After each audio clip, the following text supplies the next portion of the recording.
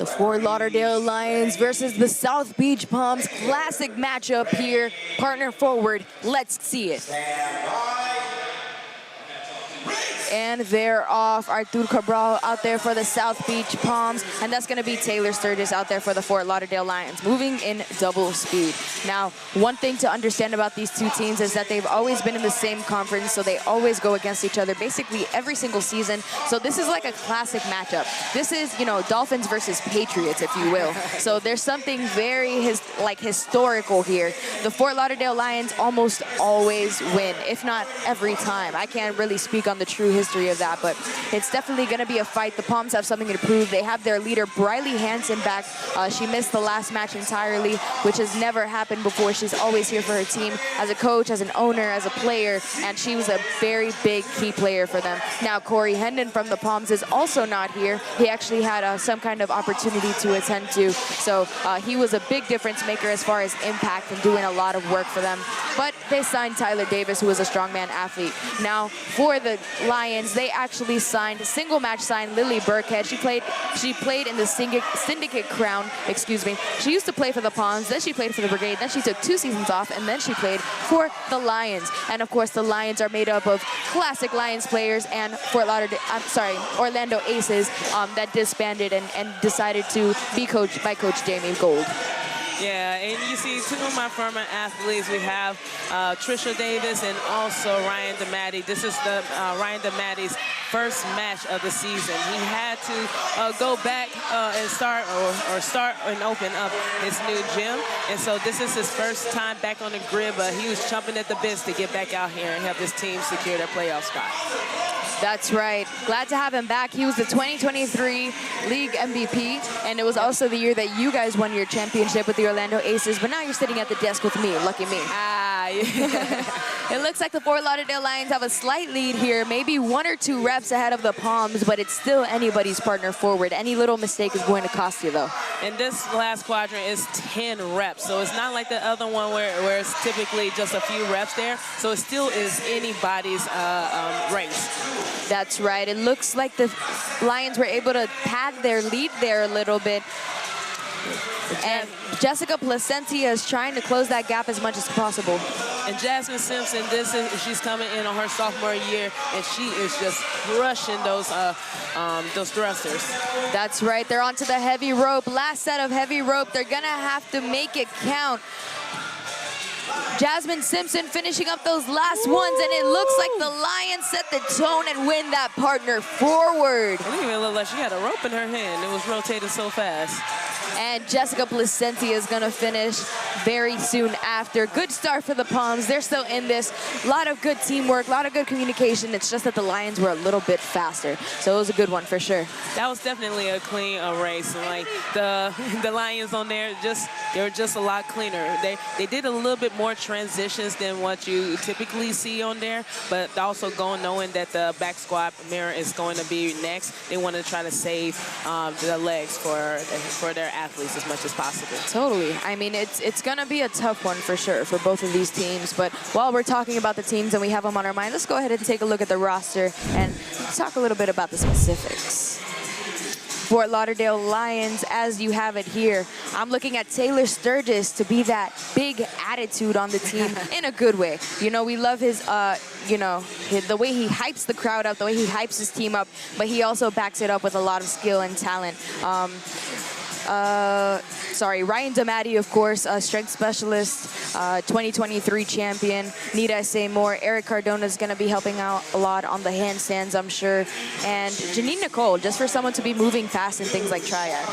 Yeah, and I'm excited to see Paul Moran. He was a reserve this season, so this is his first time this season back on the grid. So his energy, he's the consummate just team athlete. So I'm excited to see him come in, especially on the jacket letting Jill show off his skills. And then, of course, Jasmine Simpson and Megan Medeiros, like those two ladies, they're absolutely strong and very versatile. You're going to see them all over. But Jasmine, you're going to see her crush some aerials, but then also turn around and crush the ladder and heavyweights as well.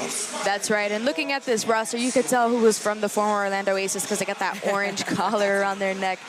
We didn't have time to switch out the things, but of course, Lily Burkhead wearing that Palms uniform as we spoke about it earlier. Let's go ahead and take a look at the South Beach Palms. Some changes here.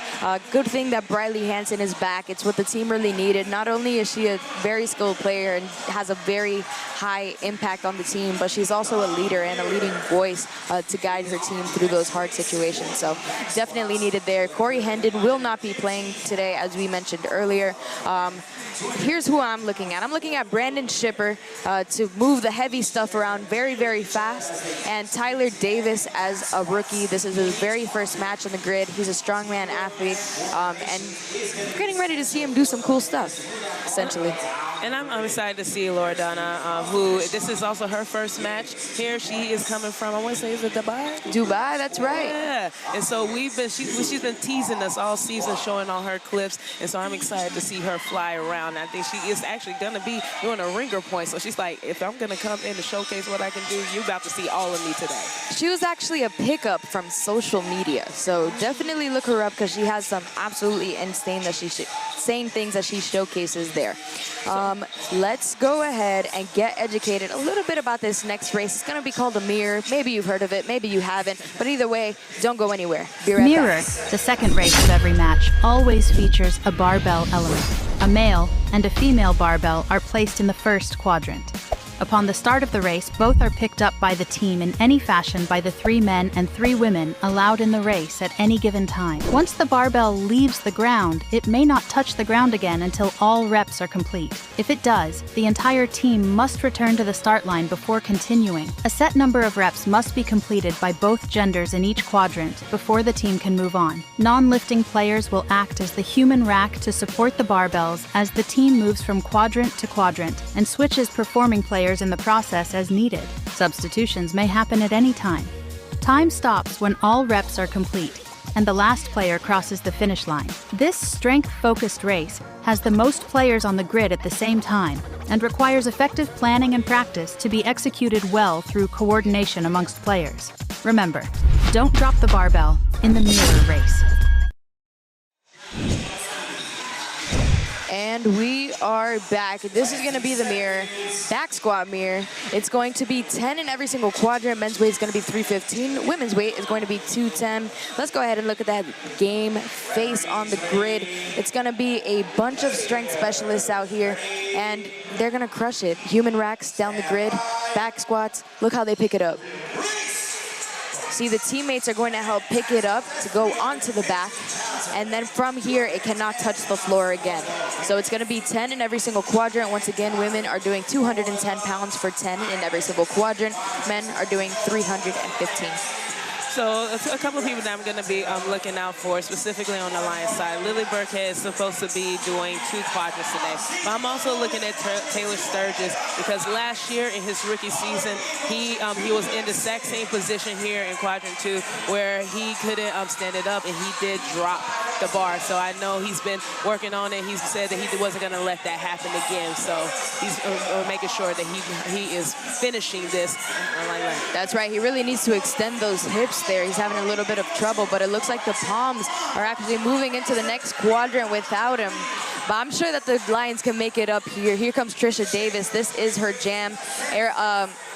Marcos Medina, absolute powerhouse of a squatter. Brandon Shipper on this side for the Palms. And we're looking at Jess Placencia. These are 2 people who you really want to have the barbell if there is a barbell. Yeah, it looks like both teams are starting to slow up a little bit. I think it's going to come down to the last quadrant, but the Palms right here, they have a good lead on here. They just need to be smooth.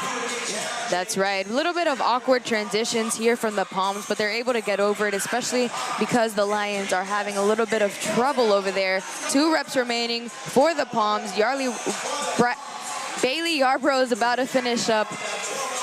Tyler Davis is about to finish up. Strongman athlete, great depth for a strongman athlete. They're going to finish it off, and the Palms are going to take that mirror. I've said it once, I've said it before. I love a give and take. I love, you know, one wins one, the other wins the other. So it was a close one. It's definitely a fight. Yeah, I'm going to be looking at Trisha Davis throughout the match. She is one of my athletes. She is dealing with a little bit of an unstable knee. We've been talking about it. She's been addressing it with the PT. So I'm just watching her, making sure that she's moving well, that hopefully that there's no injury there, and that she's healthy for the rest of the match. That's right. I actually saw her yesterday. She was studying for very complicated looking medical stuff that I couldn't explain to you if you like waterboarded me. So it was crazy, and she's a powerhouse of a human being. But we're going to go ahead and take it to my friend Daniel on the grid with a very special guest that we're very glad to have back. Daniel? All right, we're here on the grid with Briley Hanson. Briley, welcome back. Thank you.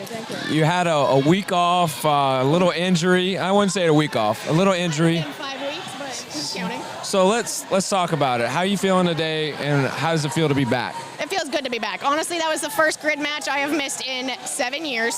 So it feels good to be back. We are focusing on transitions today. We already know like there's 0% chance of being in playoffs, so we're using this as like a pregame for next season. So far, so good.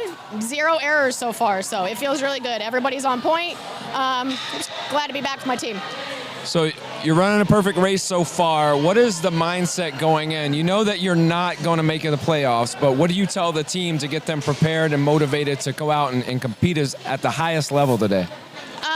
Again, we can't really practice being faster. That is already in the past. We've already practiced all of that. So today is focusing on transitions. We kind of had a little pre-weekend talk about how different things are going to be next year. And I think it's already hit. It's showing 2 races in, so yeah. So far, so good. Whatever you told them, keep telling them, because they're tied up and we got a lot of match left, so best of luck. Thank you. Thanks, Briley. That was awesome. I'm so glad to have Briley back here. Me too. Like Briley and I have competed together, her, myself, and Jess Cressman. And so she's an incredible, talented athlete and such an amazing leader. She's done a great job with building and growing the Palms.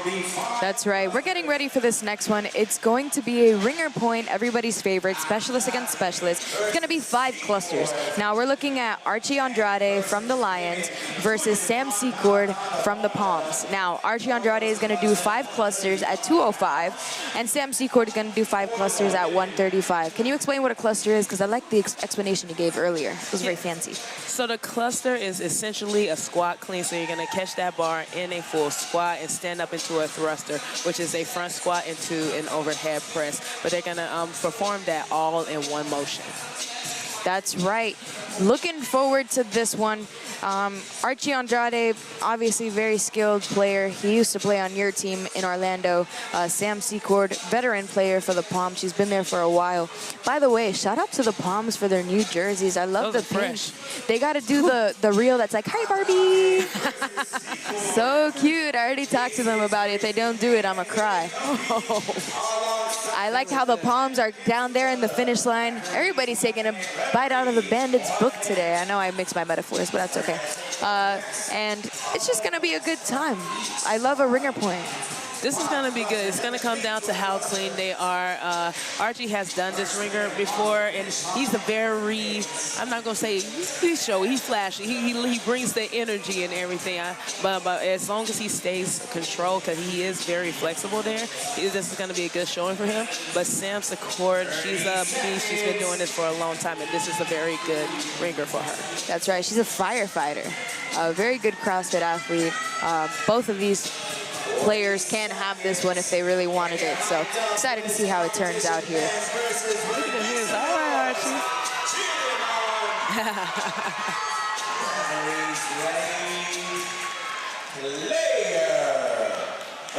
I like how Amber's sticking by her there. Giving her a little stand to have her heels on so she could run to that bar. Sam Secord completes that first rep ahead of Archie, finishes the second rep ahead of him. Can she keep up that momentum? 2 reps remaining, 1 rep remaining. Can she do it? And the Palms take that ringer point. Wow. Wow. That was a close one. That was really close. Sam just got to that bar just a hair bit faster than Archie. And as soon as she grabbed that bar, she was not putting it down. That was an exciting one. The Palms needed that one. Whatever the Palms are doing, it's working, as Daniel said earlier, because they are fired up, and we love to see it. Like I said earlier, like the Palms, they're feisty. They're very scrappy. So they may be down a few athletes, but that doesn't mean that they're going to go out easily. The Palms, that's kind of like their tagline. We're missing a few people, but we're going to get through it, and we're scrappy, and we're going to do it. But I kind of love that for them. They're just, you know, going to die for it every single time. But we're going to learn a little bit about something called the Echo. Echo.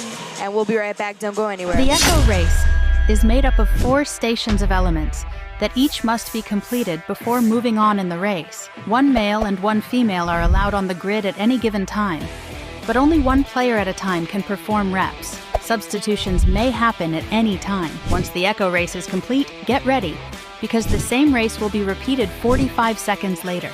This race is about managing fatigue with your best players and leveraging roster depth to keep performance at a max pace through the second Echo. Remember, get ready to do it again in the Echo race.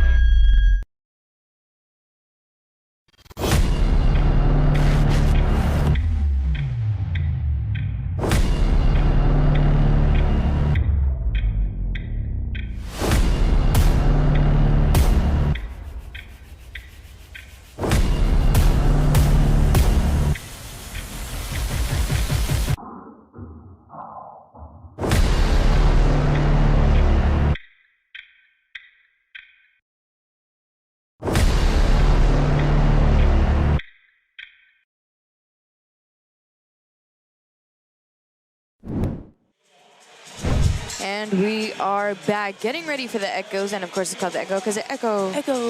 That means you're just going to do it twice after a 45-second rest. Go ahead and tell them what they can look forward to, my friend Taylor.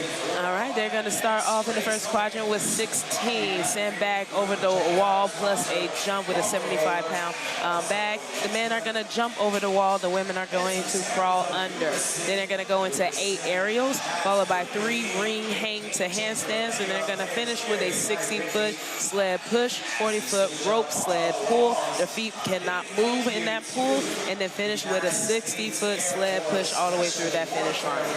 That is right, and it's going to be an exciting one. Of course, this setup does take a little bit longer than usual because we got that ginormous wall. That wall, by the way, is 6 feet 1 inch, so it's got 1 foot 1 inch on me. And what is it, about 9 inches on you? Well, thank you for giving me a little bit of credit there. Feel me? I'm a tall 5'2" and 3/4. Oh, there we go. So I can't math. I'm not going to pretend to try. It's tall. It's a lot taller than both of us. Oh, definitely. I don't even know if I could tippy-toe reach the top of that. So it's going to be a lot of fun to watch them scale that as we've seen all day and see if there's any new strategies to implement as far as waiting on the other side or anything related to kind of waterfalling movements for the Echo. I'm up there watching, looking at Artur, like staying right next to the the wall, and I think he's like the first athlete that I see all day to actually be taller than it. He might as well just step over it. He kind of is taller than the wall, right? That's a huge advantage. So I'm sure he's been practicing these. They said, "Oh, you're the tallest guy in the league. I got just the thing." Yup. So if he doesn't do it, I'm going to call BS. Yeah, Taylor Sturgis is he tall? Yeah, he's pretty tall over there. So he looks just about almost underneath the wall as well. So it's going to be a fun one. Going into the Echo is going to be a lot of interesting things happening, especially because it looks like the Palms are making up ground, are kind of ahead of the Lions right now. It looks like the Palms are ahead by 1 point. I don't think anybody foresaw that. The Lions are such a strong team, historically such a strong team, and almost always beat the Palms. So the Palms are definitely giving them a fight. So shout out to the coaches and the owners for doing their thing and making sure that the camaraderie is there so the rest of the team can can be. It's still definitely early. I think the Lions are definitely going to have a test on their hand all weekend. And so this is really going to show like the true strength of their team. So they have something to prove. They're missing a couple of athletes. Julio Delgado isn't here, and then they're missing Camille. And so right now they're going to see just how strong their team is through adversity. That's right. They're still kind of practicing stuff, which isn't ideal because they're putting the equipment out. But I'm excited to see Loredana Niroda come in, the one that we spoke about earlier, the talented bodyweight specialist on the palms, to see what she has to offer here on this Echo race. Stand by. And they are off. Jessica Placencia, Taylor Sturgis on opposite sides of the grid. Taylor Sturgis is going to be in that black and blue uniform for the Lions. Just Placencia in the pink for the Palms. Artur Cabral is coming out. He's one of the tallest in the league. Well, how tall is he, Taylor? Do you remember off the top of your head? 6'6", 6'7". 6'7" is insane. So definitely above average. And he is making light of that wall for sure. It might not be the fastest in the league, but it's definitely the most effortless, if I have to say it. Exactly. Everybody else, they have to press it over their heads. He's already looking at it, so he's just pushing it over. Definitely. Marcos Medina doing some work for the Fort Lauderdale Lions, and they are just passing this thing back and forth. It's awkward to hold. It's like a sandbag kind of thing, except it's a little looser because the grains are loose. But here comes Loredana Nirola. She's getting ready to hit those aerials, and I can't wait to see her showcase them. Briley Hansen has fingers up, telling her how many reps you have left, and you could see her doing that in that little corner there. We're going to see it happen in just a second. That last rep, and 1 rep remaining. 3 reps remaining for the Fort Lauderdale Lions, and the Palms actually have a steady lead here. Loredana doing 2 aerials in the quadrant, and she's landing within the quadrant. She is a small athlete. I'm glad to hear Briley Hansen back and screeching. That's what we've been missing. And there goes Fort Lauderdale Lions. Just finished those up, and they're getting ready to do those aerials. There's a fault, and the aerials are not counting, but they still haven't done. They have to go back, and they have to tag in Archie Andrade, but nobody's listening. They got to go back and tag him. Oh, man, that is a costly mistake. They're just going to go ahead and keep on going. Wow. Edgar Cancine finishing off for the South Beach Palms. Brett Henry pushing that sled as quickly as he can. I don't even think that he needs to at this point, just because of how absolutely ahead the South Beach Palms are, Taylor. Yeah, so what happened is on the wall, the sandbag over the wall, when Archie finished it, he was supposed to touch the bag and then run out. He forgot to touch the bag, so they called a fall, so he had to run back in and touch it, and then there was a little confusion with whether or not Erica had touched it or not. That's right. Here comes Bailey Yarbrough coming out for the South Beach Palms. And here comes Tyler Davis, who I spoke about earlier, finishing off the work for the Palms. Very strong lead for the Palms in this Echo, and they are going to take it. Wow. Who are these? Who is this team in pink? Oh, this is what we're talking about. The Lions is here. They're going to face a little bit of adversity. They're missing a couple of people. They're getting their feet wet. But we always said the Palms, they are a scrappy team. They have nothing to lose. They already said that they know that they're not going to make it to the playoffs, but they're just just running through things for next year. As they should. The Lions are going to finish under the time cap, but where it's only a 45-second transition, so they're going to do it all again and going to be able to fix the mistakes that they made along the way. So I'm sure Coach Jamie Gold is, doing her thing, trying to make sure that everything is done properly this time. Nobody better repeat those mistakes. Am I right? Yep, this match is all about doing the simple things right, and it's going to come down to clean transitions and just hitting the standards, making sure you're touching the bag, and it's all the little things. So just because you could do something fast, if you're not hitting the standards, then it doesn't mean anything. That is right. 25 seconds on the clock before they do it all again. They're resetting the equipment. They're making sure it's right. It's supposed to be a 45-second transition. I think they're giving them a little bit more time just to check the equipment. It's a little bit of a tough one. It's a hard one. You got to make sure that the sleds are in the right place. Everybody tries to move it to the middle, which is the right strategy. But as far as putting it back where it goes in the right spot. Yeah, the Lions, they're definitely going to have to pick it up. And so they got to come out with the win just to secure it because they have a hungry Breakers team tomorrow that they're going to be facing. So I'm pretty sure, but they're a vet team. They got the depth. They got a championship on their side. So, but they got to come back and finish up better. Definitely. 15 seconds before it starts all again. Short turnaround. Will they change the strategy? Will they keep it the same? Can the Fort Lauderdale Lions make their mistakes up in this one? Let's see it. And they're off. Here comes Brielle Macarelli out for the South Beach Palms first, but it looks like Marcos Medina finished the first rep for the Lions in black on that side. So a little bit of a stronger start for the Lions going into this one, and hopefully they can keep that head start and keep that momentum going. I know that's what their plan is. Yeah, definitely. Marcos looked really strong on there. Honestly, I would just keep it between Taylor and Marcos. They were a lot faster over that wall and a lot more efficient. So like save Archie for the end and let him use his leg powers for the sled. But they look a lot better. But the Palms are over here, they're still looking smooth, but it's definitely a much closer race. Definitely. Arturo's doing as many as he can. Jessica Placentia coming in for that one. And Brett Henry is waiting in the wings for her to throw it back over so he can get in the game. Trisha Davis is doing the same on the other side. Trisha Davis is not only a strong athlete, but also a very tall athlete. So this is another one that doesn't have a lot of trouble throwing something over. Exactly, and so she's very versatile, she's strong, and she's definitely the taller athlete on there, so they probably utilize her and then see Megan do it on this time, so it's probably a better strategy for them. Jasmine Raiden in the ring. That's right, here comes Loredana Niroda and Jasmine Simpson doing it on the other side. Briley is telling her to do him as quickly as possible. They have to get the lead back from the Lions because the Lions did win the Palms did win the last one, but the Lions are already onto it. Edgar Cancina coming out for the Palms to do the ring to handstands. Eric Cardona on the other side already finishing up his last rep. 2 reps remaining for the Palms, 1 rep remaining. Oh man, we never see a switch up on the Echo. Look at that. Whoa! Ryan Maddie, what a run with that thing. Is there even weight on that? Wow, I never even seen that. Trisha just destroyed that. And he totally just flew back into that back warm-up area. That was insane. Oh no, that's costly though.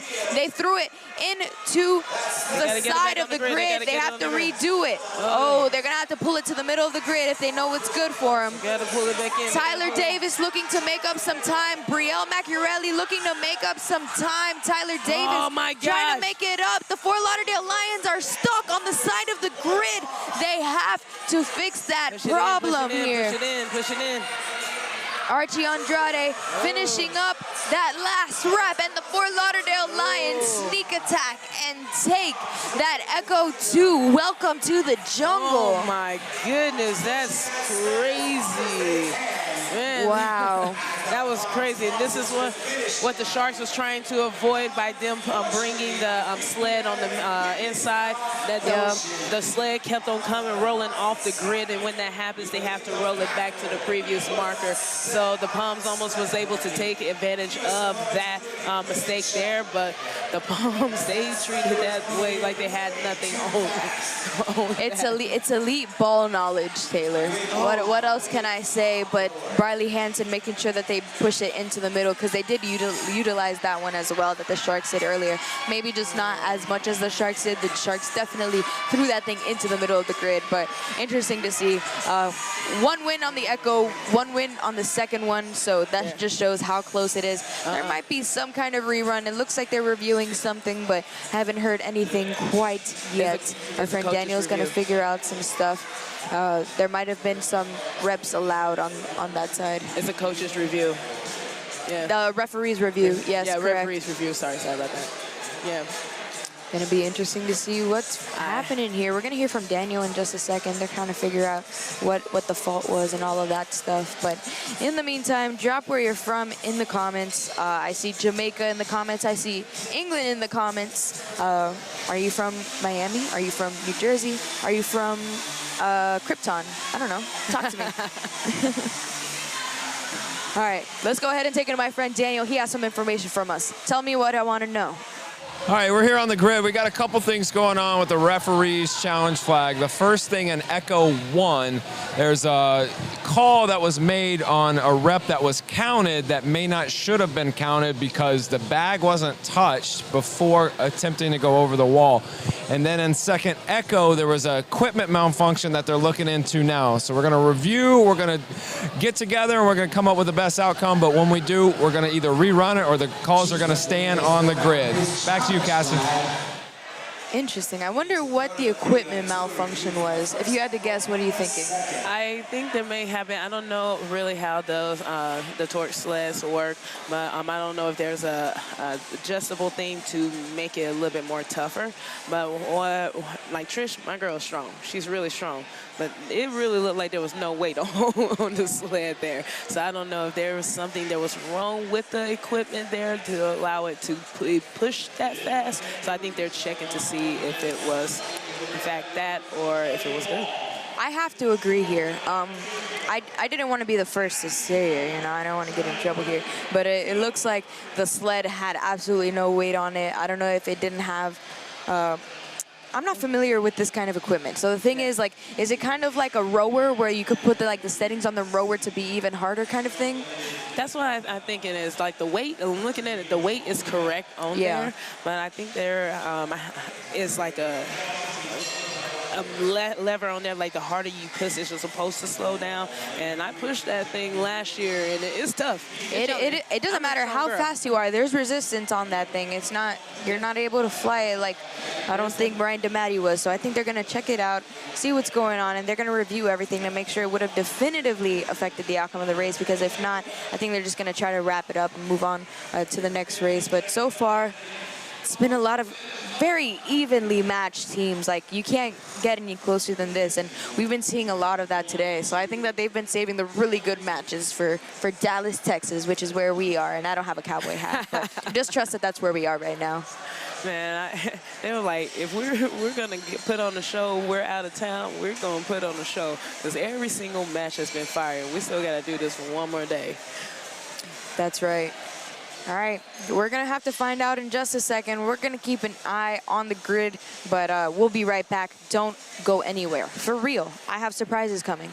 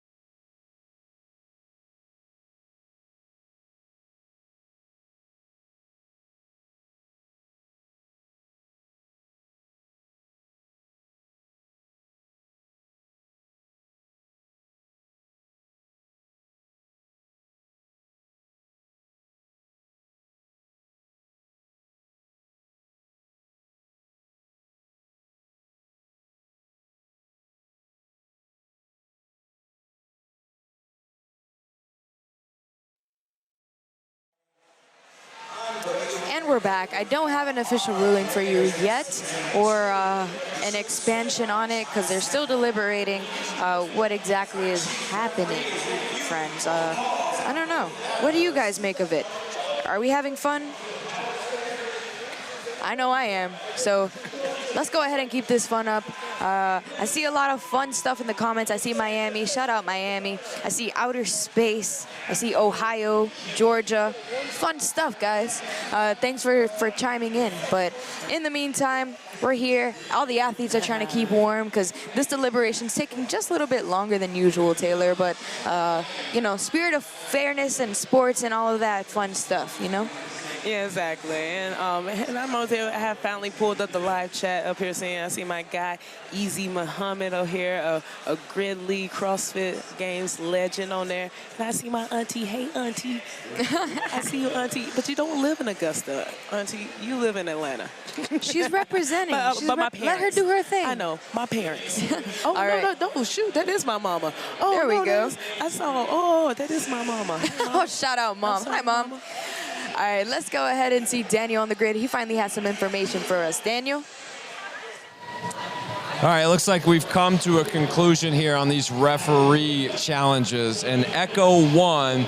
They were looking at a challenge of a rep being a complete rep or a fault. Well, in the midst of that, they see that the coach, Briley Hansen, made contact with one of her players as she was on the grid. So that's going to result in a penalty, which is a loss and a point of 1. The Lions are going to take Echo 1 with 2 points. The Palms are going to get 1.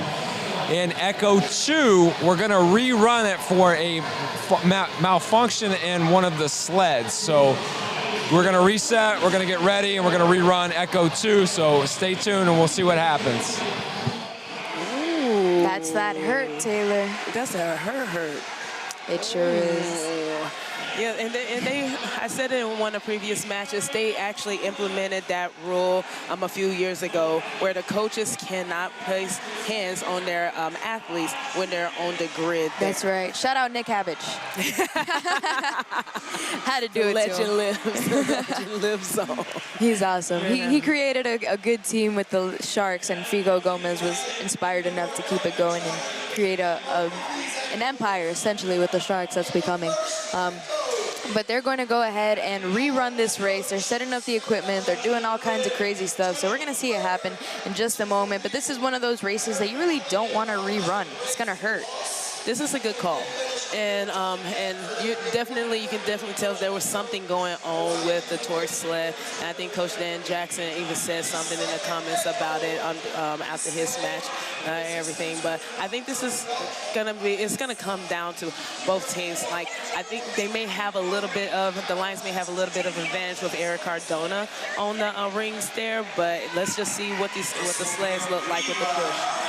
Absolutely. And I'm not sure if Briley Hansen is happy with that, which I would be, honestly, because you get to come back from that. So taking both of those Echoes would be making a huge difference from them. Taylor Sturgis is hyping up the crowd. He's got that turnover chain, wondering who's going to get it after this Echo. Somebody's got to earn it. And he's holding the chain in his hands, and he's just waiting for that moment to crown somebody with that thing. So a lot of fun happening here. 45 seconds until we get it started. They're not under as much fatigue since we did have a longer rest, but a lot of tension here on the grid. They stopped the clock. Looks like they're redoing the rings over here. Also like to mention, both teams have been waiting all day. Like, this is the last group that goes. And I remember when I was coaching and playing, I did not want that last slot because you have all this adrenaline and anxiousness. Like, you just want to get out there and just go. So they have been waiting around all day, probably watching all the matches, seeing all the anxiety. So even though they haven't been physically doing it, like, they've been watching and just moving, and the anxiety, it does wear a lot on you. I'm sure it does. It's a really tough one. It's a really hard one. They're making sure that the rings are even for those muscle ups. You don't want to mess that up and have one longer than the other because that could cause some injuries. So really important that they fix that up. Right, Taylor? Exactly. Especially something so high skill as the hang to ring, the handstand. Just any little bit can throw these high skill athletes out. Getting ready for this next one. It's going to be a rerun, so it's going to be those last 4 elements that we saw. It's going to be, of course, like the ring to handstand stuff, which is absolutely insane to watch. But other than that, it's going to be a fight to the finish. Let's go ahead and comment down below who you think is going to take this Echo. It's been 1-1. They're going to rerun that last one to see if it's for real. You got to win it for real. Real deal is on the table. I mean, the Palms are ahead. Can they keep their lead? This would be a huge difference for both of these teams if they can take this.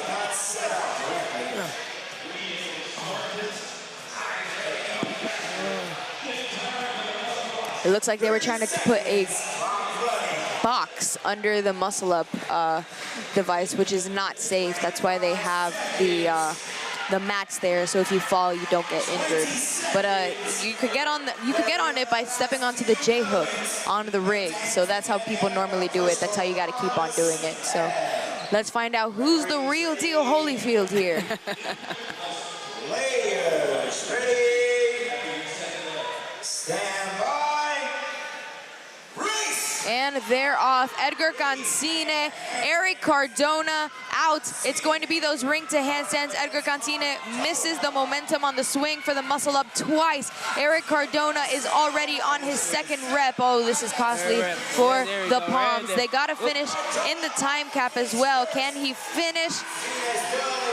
Ooh, it's a hard one. There you go. You got to use your hands for that one. I mean, sorry, your feet to kind of use the rope to your advantage. Ryan DeMaddy is pushing that sled all the way down. It definitely looks harder than it did before, though, Taylor. I know, but my boy is just that strong. He still made it look like it wasn't any weight on there. I mean, you know Ryan DeMaddy. What more can we say? 2023 Strength Specialist of the Year, championship winning teams, and here he is back again to help get that championship for his team. Now, if I'm the Lions, I'm pushing towards the middle because we saw that mistake happen last time. We can't let it happen again. The Lions have a significant lead. They got to take it to the finish. Edgar Cancine struggling for real on that Echo, but the sled push has started. Brett Henry is taking over for the other side, and the Lions are the undisputed Echo 2 champions right here, Taylor.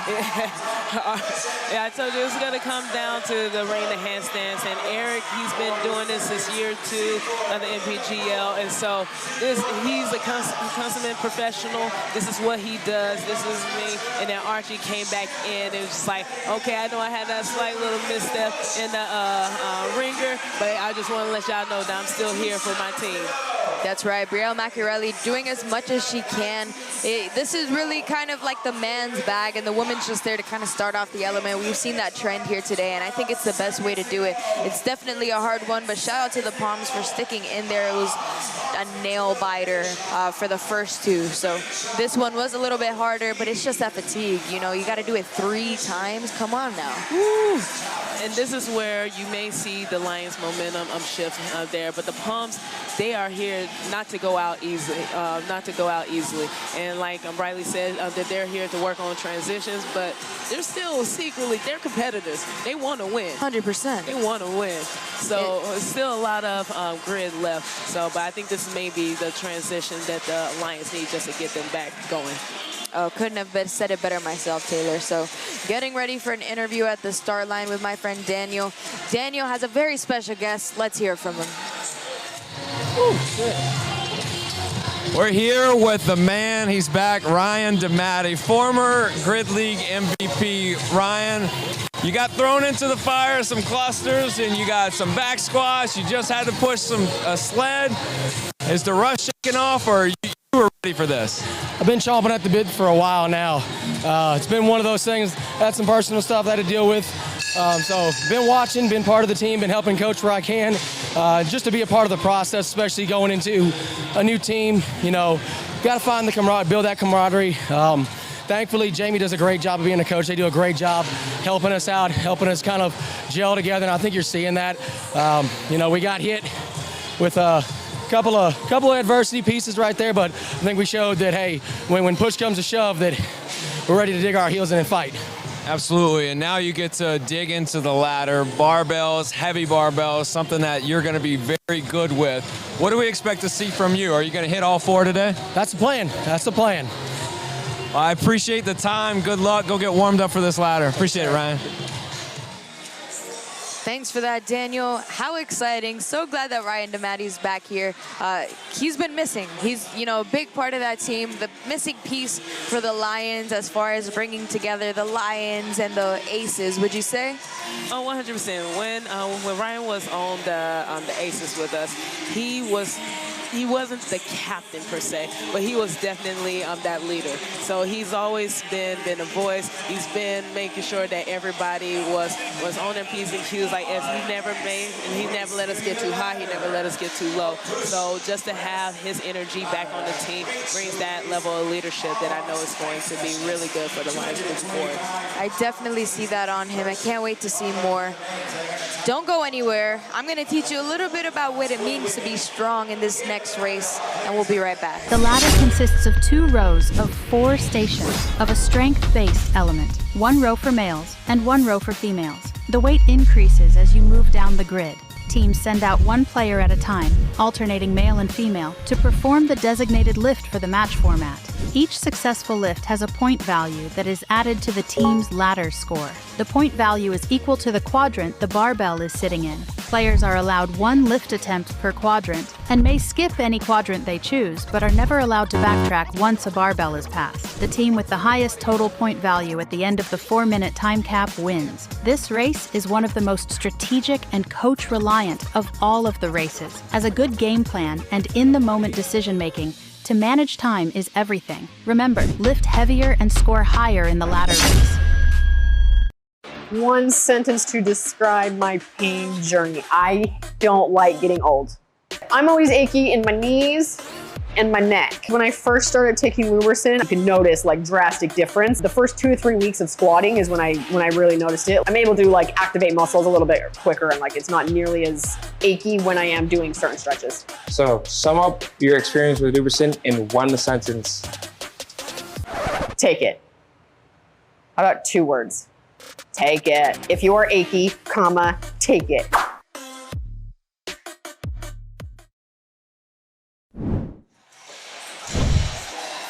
And we're back. Let's see what it means to be strong. Taylor, go ahead and tell them what they can look forward to here. All right, so we have the push press ladder where the man's weight is going to go from 225 to 250, 275, and 300 pounds for that last bar. The women's weight is going to go 140, 160, 180, and a very light 200 pounds on the women's side.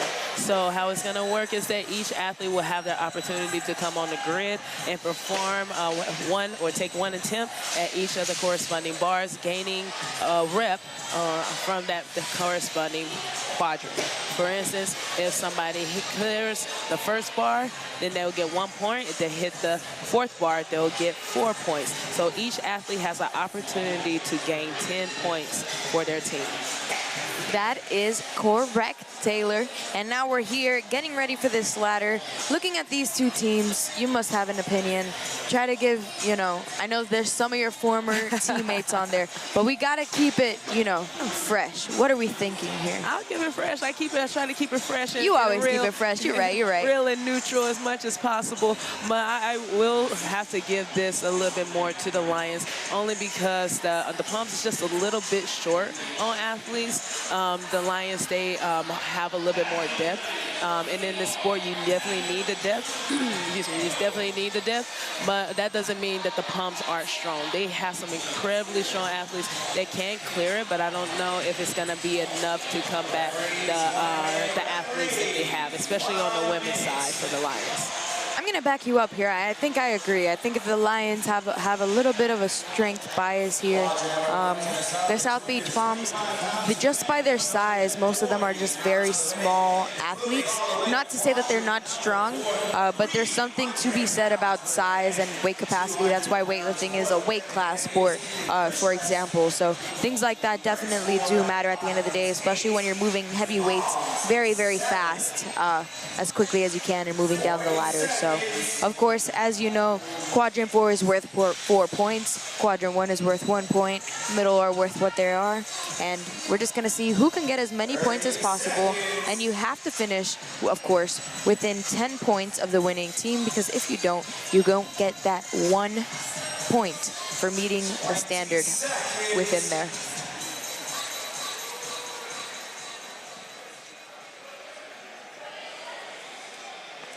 Referees ready. All right, let's see how they go strength for strength here. Moving quickly. Let's go. Stand by. Race. And they're off. Ryan DeMatti, Jessica Placencia. Jessica Placencia is wearing pink on your screen. She's coming out for the ladies. She's the one that's out first. Ryan DeMatti, Strength Specialist of the Year 2023. He is just something to be seen, and I'm so glad that he's back. Jessica Placencia is going to skip that bar. Ryan DeMatti is going to go for that fourth. Very easy for him, and he's going to clear that ladder. Brendan Schipper's coming out. He hit that first one. Second one looking just as easy. He actually lives in Minnesota. He's a water skiing athlete, so fun to see him out here slinging some heavy weights. You don't expect water skiing athletes to look like he does. He's almost like a bodybuilder type, so very cool, very nice guy. He's also going to clear that ladder. And here comes Jasmine Simpson. She just hit those heavies. She actually missed the fourth bar. I'm actually very surprised with that. I know she's been dealing with a little bit of a shoulder injury, but I know that's why she skipped that first bar. But for her to miss that last bar, definitely a little bit surprised there. I'm hoping that doesn't come back to hunt them at the end. It's that fast moving. Taylor Sturgis is going to go for that fourth bar. Third bar gave him a little bit of a struggle, but he wanted to go for it. Can he do it? Ooh, very close one for Taylor. And we're looking at Sam Secord for the palm. She's going to also fault out. A lot of faults here, Taylor. It is. Very hard to keep up. Both of these teams still within 1 or 2 points away from each other. So they're still neck and neck. Anything could happen. And my girl, I'm looking at my girl Trish over here. I'm just trying to make sure that she hits it. There he goes. Wow, great ladder clear from Trisha. Brett Henry's gonna skip that fourth bar, and in is coming Brielle Macchiarelli. She is a powerhouse. She used to actually play for the Fort Lauderdale Lions. Actually, that totally slipped my mind, but yeah, what a fun opportunity here for her to play against her former team, huh? It is. And so she said there was no love lost. She just wanted to be in something different. She is a great pickup for the Palms, and I love how she's doing with them over there. Oh, that's going to be a fault for both of those athletes, and they're going to get off the grid. Still anybody's. It looks like the Fort Lauderdale Lions have a slight bias based off of the beta testing scoring. Now, don't take this score for Bible, because it might change, you know, a human error, but we're going to recheck it after the match and tell you definitively as soon as we can. Lily Burkhead is over there. She recently competed in the Syndicate Crown, so she's on the grid. She's having a good time. She used to play for the Palms as well, so she's playing her former team. Atul Cabral has finished that third bar. He's going to get out of here. In comes Archie Andrade for the Lions. For the Palms is going to be Amber Boast. Amber Boast, I believe her best is 200, so it looks like she's going to skip all the way down to the end. And in comes Tyler Davis. He's who I kind of wanted to see. Look at that muscle clean. Ridiculous, Tyler. Come on. He's a strongman athlete, so I kind of wanted to see him do his thing here. He's strict pressing everything. Can he do the third one? Come on now. I think we were talking about earlier if it counts if they do a strict press. Oh, it should. Now he learned how to use his legs. Can he do that fourth one? Megan Medeiros is moving down the grid. She's going to try to hit that third bar as well. Tyler Davis, wow, that is a strongman clean if I've ever seen one. Can he get it up? Easy, dude. Come on. I cannot. Just do a casual reverse curl into a partial. That was crazy. Heather Hudson, tiny but mighty over here for the Palms. Eric Cardona on the other side. They're telling him to get out of here. We need to send more people in. Michelle Washington, we don't see her very often. She's a new pickup for the Lions this season, but glad to see her back. Heather Hudson's going to hit that third bar. She's going to run off the grid. And in comes Edgar Cancine, bodyweight specialist. I think the only bodyweight specialist specific person on the Palms team. Everybody else is pretty much a utility player. So we're going to have to see how these scores get in there. This is going to be a close one. I actually am surprised with how many athletes missed that fourth bar. I thought, especially on the Lions side, I thought more people was going to hit it. So it'll be interesting to see what it comes down to with the point differential. Definitely. I can't tell you definitively because it just happened so fast and there was so much miss here, gain here, and so it's hard to watch both sides at the same time, especially when you latch on to a specific character during this. So a lot of fun. They're calculating the scores and we're getting ready for the end of the ladder, which brings, of course, the ringer point race. One of my favorite things is going to be that handstand obstacle course. I think I have a brand new love here. We're going to see Loredana Nirola make her ringer point debut. This is her grid debut, but now her ringer point debut. She crushed it on those aerials earlier. We're gonna see if, you know, she can pull it off in person. I know she can pull it off online. That's not a question. The fact that she can do it is not in question, but can she do it under that pressure? It's gonna be Loredana for the Palms in pink, and it's gonna be Eric Cardona for the Lions in black and blue, which is gonna be a tough one. Now, Eric Cardona is extremely skilled on his hands. Once again, this is a brand new ringer point, so it's hard to tell who's going to do what, right? Exactly, and we saw it in the other previous matches that this one right here caused a lot of little issues with different athletes, especially that lateral or the sideways and handstand walk, but then also making sure that you're fully crossing the finish line at the end too. But I'm excited to see. Whoa! So the Lions just won. We just so with that. In just a second, we're going to go ahead and take it to our friend Daniel to tell us a little bit more about the official score. Daniel?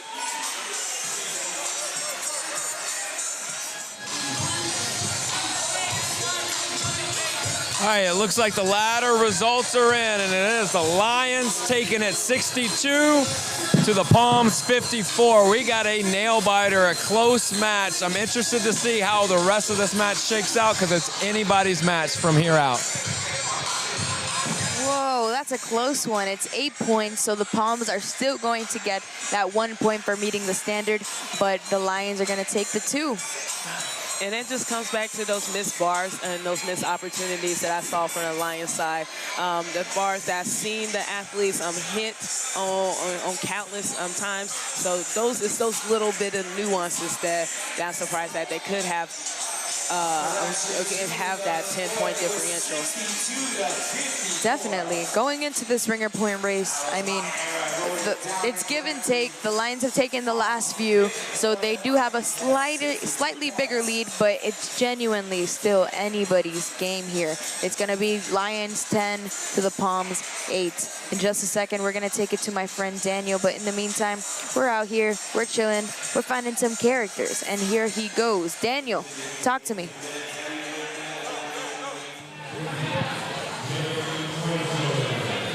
We got Sam Secord of the South Beach Palms here.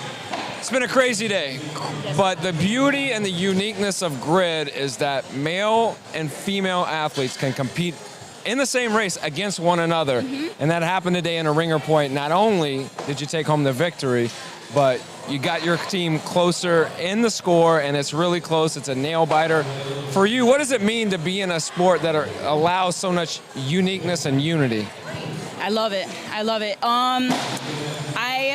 My whole life growing up, I've wanted to prove that, not just to myself, but everybody, like, I can do what the guys can do. You know, I'm very competitive. I grew up in a competitive household and stuff like that. So going up head-to-head against a guy or anyone in general, it's always fun. It's always, like, good, competitive, always a good time. Love it. Well, you crushed it. You got Lori Naroda coming up, somebody who we've been waiting to see in an amazing ringer against Eric Cardona. What is it like being able to travel and get players from all over the globe? It's really, really cool. I just met Laura for the first time this morning. So it's really, really interesting because we all come from different backgrounds, different paths of life. And she's super skilled. You're going to be impressed. You're going to be super impressed. I think we already are so far. Well, best of luck in the match, and thanks for your time. Thanks, Sam. Sam is so much fun. She is. She is. Yeah, she's not only a very skilled grid player, but a great firefighter as well, and a great community figure for Grid League. So having a lot of fun here on the grid. We're getting ready for this ringer point race. This is where, veteran versus rookie. Both proving that they could do some serious damage. And we're just going to see how it plays out here, Taylor. Yeah, like I mentioned earlier, Eric has been in this league for a long time, so he's comfortable out there. This is Loredana's like a rookie debut out here. She's definitely chopping at the bit, extremely skilled. So not only her first time on the grid, but first ringer as well too. So a lot of pressure on her, but it looks like she wants the challenge. I think it's going to be Paul Moran instead of Eric Cardona. No, it was out there. Oh, okay, now he's standing up. There we go. I was like, what are you sitting down there chilling for? Paul Moran was like scaling the start line. You saw that? He's just scoping him out. He's a lion. He's on the prowl. I know. But here we go, getting ready for this ringer point race. Let's see it. Eric is the first one onto the ramp, but Laura is the first one over it. They are so close here. These are so good. Wow, Eric Cardona with a slight lead here. This is gonna give both of them some trouble. Both of them are sideways. Can they make it through? Loredana with the very clean skill. Eric Cardona maybe just a little bit more risking it and going for it. So Eric Cardona is gonna take that win for the Fort Lauderdale Lions. The king of the lion, the king of the lion. Oh. And it looks like there's a challenge flag no, on the floor. Actually, that's a bonus flag, wrong flag. Yeah. I knew what they were trying to do with that one. I think they were looking at the other side to see what Eric was doing, and he didn't do the parallel walking to the standard. What do you think, Taylor? I don't know. It's kind of hard to see from this side because we have the rig kind of blocking our view. But I did see Briley point almost immediately as soon as Eric started. She pointed immediately. So I don't know if Eric's full palms was on the line or not. Couldn't really see. But she didn't hesitate to throw her challenge flag. You know what she did? She clocked it. That's what they're doing. That's what the kids are doing now. Yeah. I never knew that. Is it? I don't know. I'm 40. I hope that's what it means. That's what I'm thinking that it means. So got me out there doing clock it. So she clocked their T, essentially, and they're going to review it. They're going to see if it hit the standard, but let's go ahead and see my friend Daniel get the specifics. We got a challenge by Briley Hansen of the Palms. She's saying that Eric Cardona here on this lateral handstand walk, his hand wasn't clearly on the line. He's got to have his hand on the line throughout the movement. The referees are going to review. Should be a quick one, and we'll get the ruling right back to you. Thanks. Thanks for that, Daniel. That's a little bit of clarity to see exactly what Eric Cardona did. You have to make sure that your hand is clearly on the line because you got to go sideways. Like, there's no other way. If you're going a little bit forward, that means you have a little bit of a forward walk, which is an advantage. So you got to make sure you're going completely side by side. So it looks like they're going to try to determine whether they're going to rerun it or not, but we'll have that ruling in just a moment. And when you're playing the palms, if you don't do the standards right, you're gonna have Briley over there. She's good to clock you. Am I using it right? There we go. I think so. I think we're doing it right, Taylor. Clock it. Is it? Hold on. Which finger is this? It's this one. It's like a puppet. A puppet. Okay. I don't know why it's this, but we're gonna find out. Oh, Daniel has a ruling for us. Thanks, Daniel. Talk to me. All right, the ruling is in. The challenge is going to be upheld. It was clear on review that Eric Cardona didn't touch the line on his first hand on the movement. So we're going to rerun this one. It's going to be interesting. Hopefully we'll see what kind of outcome comes, but it's going to be fast, so stay tuned. Wow. What a statement the Lions just made. They're here. Eric Cardona is back. He was dealing with some injuries, but he is that guy, and he is back. So it's going to be crazy to see how they move on from this. I'm sure the Palms are not happy about this. They are not. They're rerunning it. They're rerunning it. It was uphill. The challenge was uphill. Oh, I'm sorry. I thought the ruling was upheld. I'm wrong. So it's not standing, guys. Don't listen to me. Taylor, talk to them for a second. Yes, so Briley threw her challenge flag. And so the rule is that when you start, you have to have your hand, your palms clearly on the tape. And so Eric did not have his palms clearly on the tape. And so with that, the challenge was upheld. And so now they are going to rerun it. Apologies, friends. That did not clock to me, but I'm standing on business now. And we're about to see, I'm using all the words now. We're going to see who is going to take the W here. Eric Cardona versus Laure. It was very close last time. Can Eric hit the standard? Can she keep up and do it just a bit faster than last time? Let's find out. Ooh, don't blink. And they're off. Eric Cardona, Laure Niroda. She came all the way to Dubai to compete this. She's going a little bit faster than last time. She's making up some ground. She knows what she has to do. We're taking out Eric Cardona. Can he do it? Oh, that was a fault for Eric. That was a good call for Briley to do that.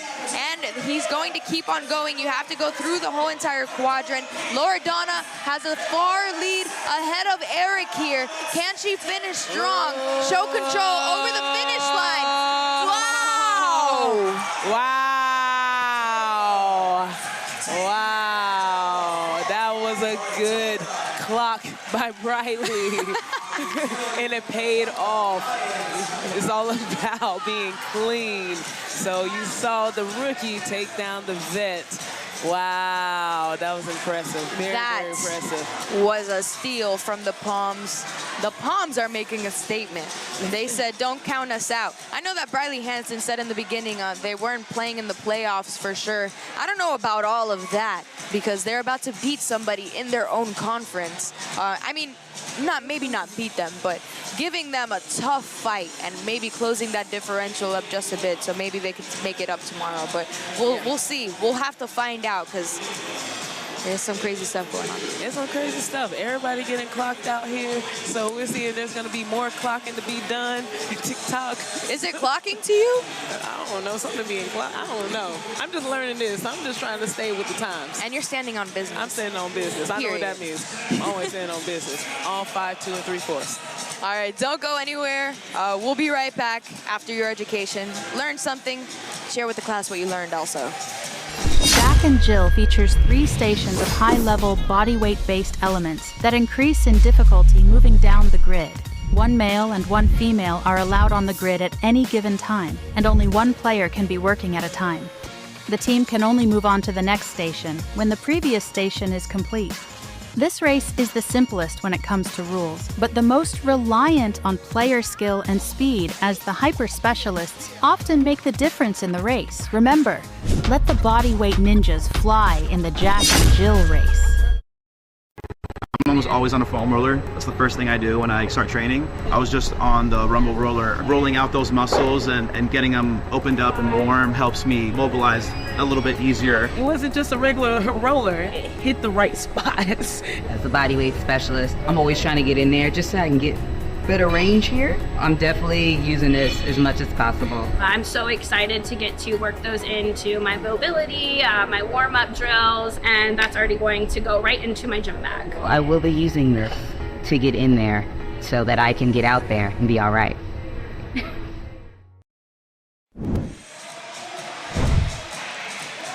What an exciting time watching that one. And now we're going to see some more bodyweight specialty going head-to-head. Taylor, tell them what they can look forward to in Jack and Jill, please. All right, for this Jack and Jill, we are going to start off with 20 pullovers, and then that is going to go into 10 L-sit to handstand, and then we're going to finish up with 5 L-sit, med ball, rope climb to a 12-foot height. The caveat is here they're going to have to hold a 6-pound medicine ball in between those thighs while they're climbing up.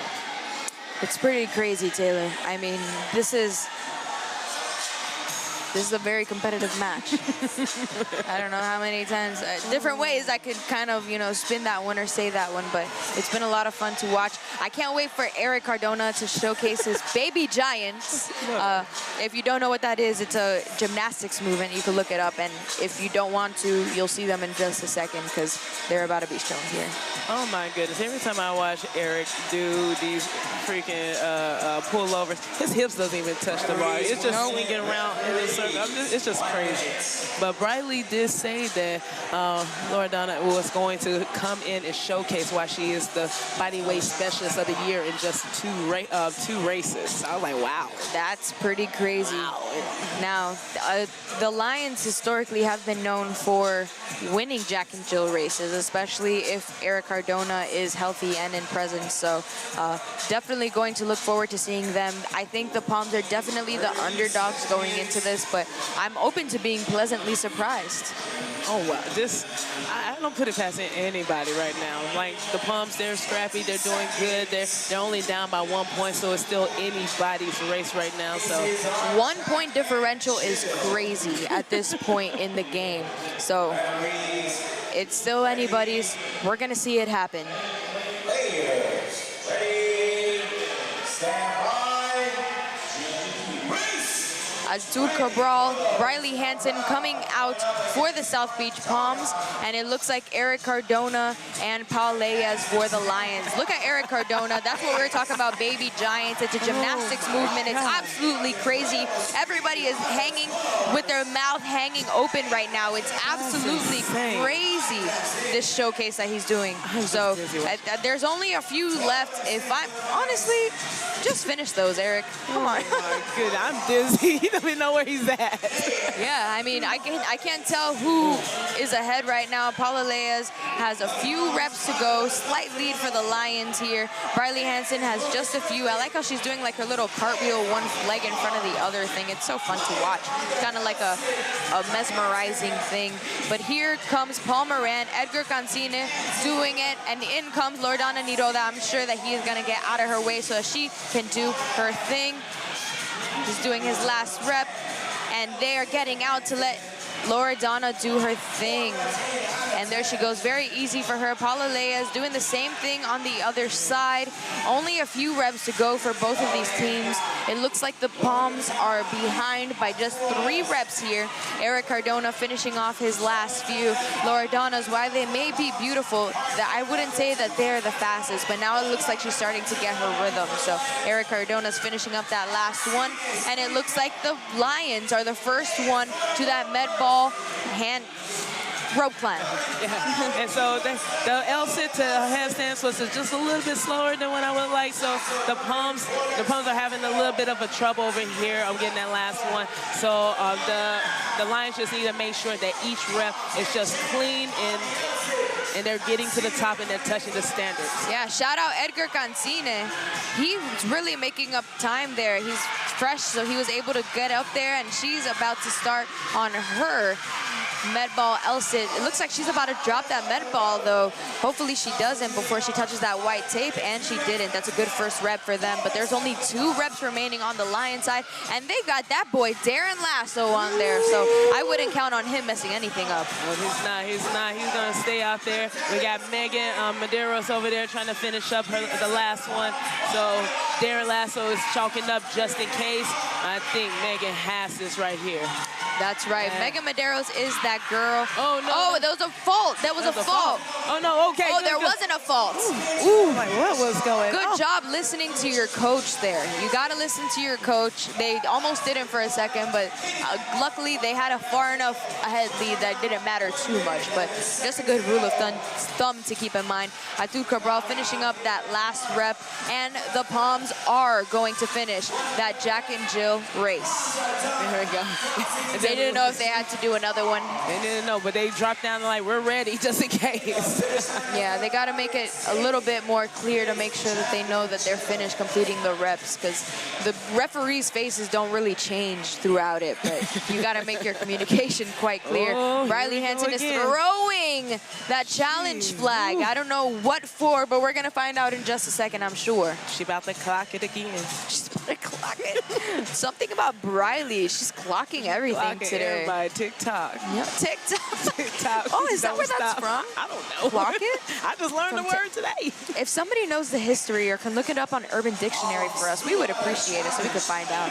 But we're having a lot of fun out here. We're going to find out what the ruling is or what the challenge is in just a second from our friend Daniel. But They are not happy. Briley Hansen has gone over there to the Lions side, and she's confronting them. She's saying, you didn't do this. I'm not sure exactly what this is. Oh, my goodness. But we're going to find out. She's not playing any games, and that's what they've been missing, I think. Riley and... I'm sorry. Oh, and Jamie, they got history. Yep. They have a... Let's go ahead and take it to Daniel, then you can talk to me a little bit. Daniel? All right, Briley Hansen for the Palms has thrown her challenge flag once again on the Lions. It looks as though Eric Cardona had some type of illegal grips or wraps on his hands. They're going to take a look at it. We'll be right back with a review and a conclusion to this race. Ooh, illegal grips. So illegal. Riley, tick-tock. She clocked it. She was like, I'll wait till the end. I'll wait. You know, you ever get in trouble in grade school and the class keeps on talking and the teacher goes, I'll wait. That was Briley right now. Look, Briley and Jamie, they have a lot of history. Jamie gets frustrated because Briley throws a challenge flag almost every single time with them. And so they just go back and forth. So they got a lot of history. Hey, let's be fair here. Jamie throws her fair share of challenge flags too. They're both two coaches that are going to fight to the death for their team. So it's a lot of fun for sure. A lot of arguing on the grid actually. Jamie Gold is not too happy, but let's go ahead and hear from Daniel himself. Daniel? We got the conclusion to the review. The call on the grid's gonna stand. The grips were fine. They were good to go. So no restart, no rerun. It's gonna stand. The Lions are gonna pick up the victory here. The Lions are going to pick up the victory, but somehow the Lions don't look too happy. At least most of them. There's a lot of history. I'm sure it is a lot of history, but I'm excited to see how this plays out. It was a good... Clocked. Like, clocked. I mean, we'll see eventually what happens between these two teams, but that's a crazy thing to call. Illegal grips. I kind of want to know more. I wish I could get a little soundbite from Briley so we could understand. I wish I could get in their heads a little more. But there's some illegal grips on the grid that stand, that are not so illegal after all. And we're going to go into this next one. And this next one is going to be the Triad. So we're going to see how the genders fare against each other. Don't go anywhere. The crowd is going crazy. We hope you're going crazy. We hope you're excited. We'll be right back. The Triad is the only race in which there is a male and a female version performed separately. It consists of 5 elements, each with 3 stations that must be completed individually. 3 players can be on the grid at any given time. All players can perform at any station and in any order.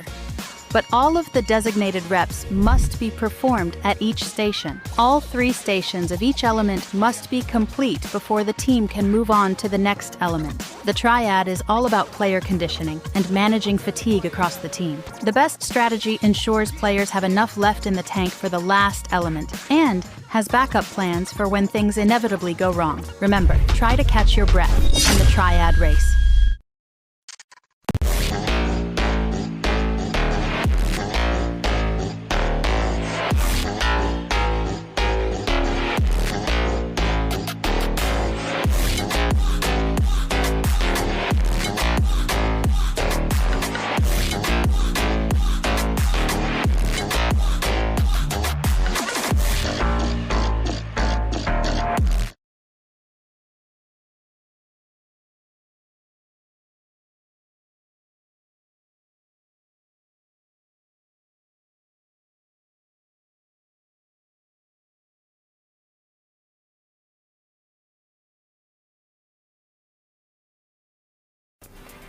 So I feel like that day kind of like changed my life for real. Like everything changed from that moment. First, it was like the first time someone was like, "Hey, I believe in you. Like I feel you could like do really good here." And it's crazy because those people didn't even know me, and I didn't even know myself that much. But the next season, our coach Storm, on a team meeting, was like, if anyone could learn the butterfly muscle ups for this season, like it would be a game changer. And it's not that he said Paula, but I kind of felt like it was like directed to me, and I would like practice almost every single day, just recording myself and trying to get something and watching the video and watching the other on YouTube and doing like screen records and put it in a slow motion and kind of like studying the motion. So not only my body, but my mind could understand what it was about. But of course I didn't get it on the first time or second, but it was one day that I went to sleep and I closed my eyes, and that was the night I could picture myself doing it. Like I was able to see it on my mind. I pictured myself doing the movement, and I woke up the next morning, I grabbed my grips, went to the Zoom and to the gym, and I hung on the rings and I just did it. And it was really, really exciting.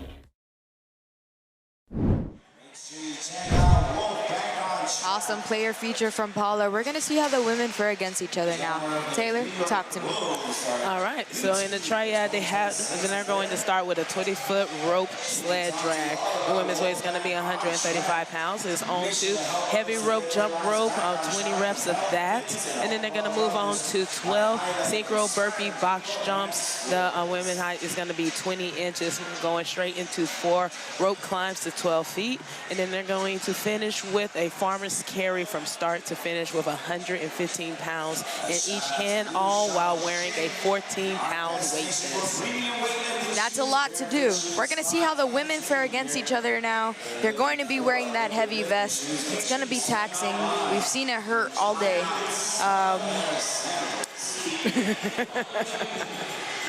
I'm giving the Lions the upper hand going into this next one, I think. They're all veterans, actually, on both sides, and not too many rookies, but going into this with a strength bias is going to be definitely helpful, especially because the strength athletes on the Lions team are essentially, CrossFit athletes, so they can kind of keep up and keep that momentum going even under fatigue. Yeah, I think it's going to be a lot closer than what we think. The Palms, they've been scrappy all day, and now that they're seeing that they are within a little bit of reach, I don't see them backing off. The women's triad for the Lions have been a little bit of a hit or miss. They still haven't fully found their stride, but I think this is a good one for them. So I think it's going to be a close one all the way to the end.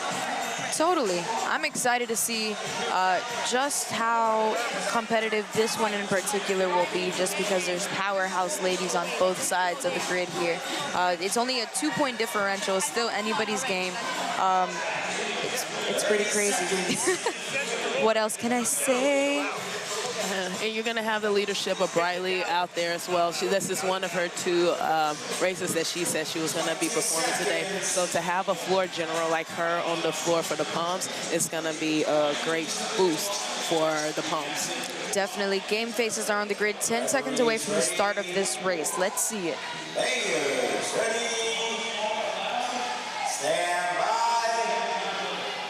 Race! And they're off. It's going to start off with that sled drag pull. They get to just walk it through. Sam Secord with those legs pushing it through.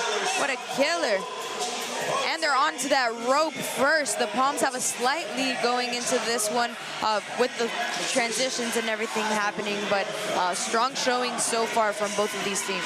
And the Lions, they have made up a lot of ground. They're blazing through those ropes, and they have amazing athletes over there with Megan and Janine on there with a burpee box jump over. And we got Paula coming in to round out that trio. That's a good, strong group over there. Definitely. It looks like the Lions had a stronger transition that allowed them to start that one faster. So they did start on the box jumps a bit faster, but it's all going to be if they can keep up the momentum and try to transition out as little as possible, because I think that's what really costs people some time. Yeah, so I think it's going to come down to the rope climbs as we've seen in the other ones and how they fare getting off these box jumps. The Palms have a good little pace over here. They're staying good, they're staying consistent, but the Lions are just ahead, just by a little bit. Yeah, it looks like the Lions are already onto the rope climbs. The Palms are very close behind, and they are on it. Remember, they're wearing weighted vests on top of everything else that they have to do from start to finish for this race, so it's a tough one. Riley Hansen is in. She's been doing a lot of work today. And Amber Boast as well. We see her a little bit more than usual completing some stuff, but I like her in the Triad. We usually see her here. Yeah. And I'm looking at it, look like both teams are slowing down just a little bit, so it's all going to be who has the most heart on here. And I think Janine is going over there and cleaning up for the last rope. So hopefully I think everybody else is just getting prepared in the rings to finish it up. Yeah, it looks like they are the first to the farmer carry. It's coming down to the farmer carry. Can they get it across first? Wow, it looks like the Palms snuck it out from underneath them, and they're going to win the female Triad. Oh, wow. I told you it was going to come down to the ropes and who can stay consistent on there. The Palm athletes, they didn't rest as long as the Lions did on their side, but they tried to make it up, but they were just a little bit faster off the ropes. That is a tough one. That was a very clear win. I don't think that anybody could throw a bonus flag here. It's definitely a hard one. But here we are, about to go into the male Triad. So, wow. I don't think anyone saw that one coming, but this is one of those matches where anything can happen and everything is kind of surprising. So, a lot of fun to watch. Are you guys having fun watching? Because I know I am. I'm on the edge of my seat, personally. So... Yeah, I think like this has been something that the Lions has been trying to figure out. Again, two new teams, they're merging. They're still trying to figure out their chemistry. They got the talent out there, but connecting the dots and putting it all together. So their women's Triad, they're still trying to figure it out. They got the great talent on there, but they're going to be fine. That's right. We're getting ready to see a start line interview with our friend Daniel, but it'll happen in just a second. In the meantime, getting ready for this next one. It's going to be the same thing, except the males are going to fare against each other. We're going to see who's the stronger male team. Now, let's go ahead and take it to my friend Daniel. He has a very special guest, someone near and dear to Taylor's heart, but let's go ahead and see it ourselves. On the grid with Janine Nicole. Janine came up a little short on female Triad. The match is close, and regardless of what stakes are out there for it, there's a lot of chirps, a lot of chippiness going on. How do you keep the smile on your face and keep everybody focused and maintain on the goal, which is winning? I mean, that's the thing, right? We want to keep the main thing. Right? Our focus needs to stay the same, and we just keep reminding ourselves just to reset, refocus after every single race. We're starting back at zero. That's something that we've always thought of as a team to make sure that we're doing. And when that ready race goes, we're back at one, right? That's it. So just on a side note now, Grid League put out a little survey, best dancer in the league, and I hands down said you. Me. And if anybody don't know, my personal hype squad. So I appreciate that. I appreciate the energy and the passion you bring. Good luck with the rest of this match, and we'll definitely see you out here kicking ass tomorrow. I appreciate it. Thank you so much. Thank you. That was awesome. Janine is such a fun character. I think this is her second or third year? Third year. This is her third year. Third year on the grid. She played for the Orlando Aces. Now she's playing with the Fort Lauderdale Lions since they disbanded, but it's just a lot of fun on the grid. Yeah, and I think that dance, I think the best dance team is definitely the Lions. Oh, yeah, between definitely. Her, Jasmine, and Taylor Sturgis. I was about to say Taylor Sturgis at the top of my list personally. And then, and you can't forget Darren Lasso. He's sneaky. That's right. We'll be right back after this. Don't go anywhere. Unlike American football or baseball, where positions are very clearly defined with rules specific to them, Grid League positions are more general. Think of it as a spectrum with a 4-foot gymnast on one end and a 400-pound strongman on the other, with every possible size, shape, and skill set focus filling in the middle. Roles on the grid have a lot of crossover from position to position, and there are many possible combinations that will yield a great team. Grid League has 3 primary player positions or roles on the team. You Utility players generally have a wide range of abilities and end up with a diverse set of assignments on the grid. Utility players, although often assigned more total work than specialists, will still focus on their best movements as their means to contribute to the team.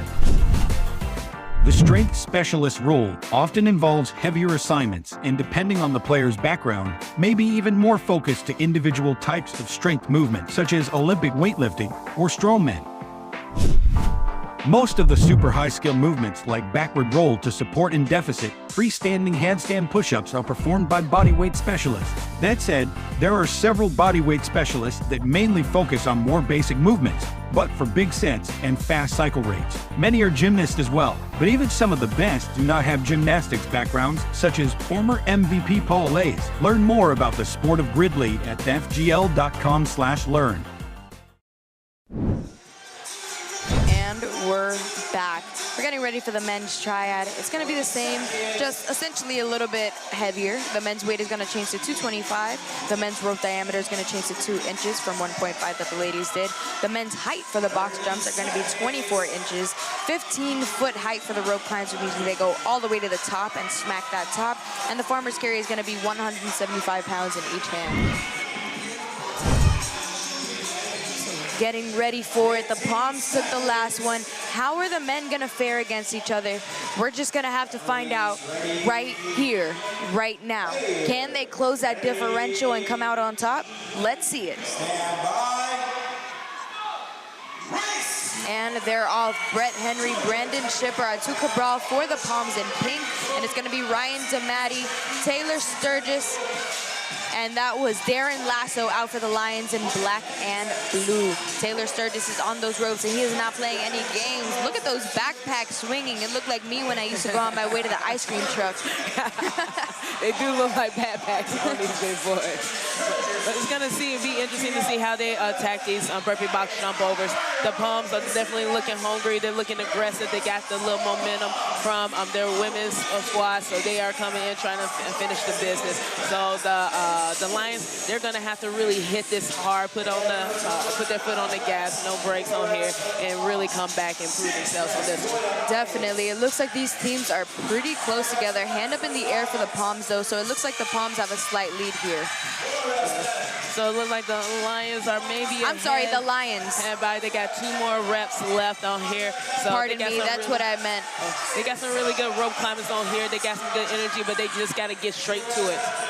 Definitely. Darren Lasso, Eric Cardona, Paul Moran already on that first one. And those are 3 dudes that I don't want to see on a rope climb at any given moment. Those are some powerhouse dudes, if I do say so myself. Artur Cabral, Edgar Cancine, and Johnny Caraballo over here for the South Beach Palms in pink. They got Artur Cabral, which is definitely the tallest grid athlete on here, but they also have Johnny over here, one of the shorter athletes, but he is tackling these rope climbs over here for the Palms pretty well. Having a little bit of a hang-up, but he ain't letting go of that rope. Definitely. The Lions definitely have a strong lead going into this one. 1 rep remaining, I think, on all of those ropes.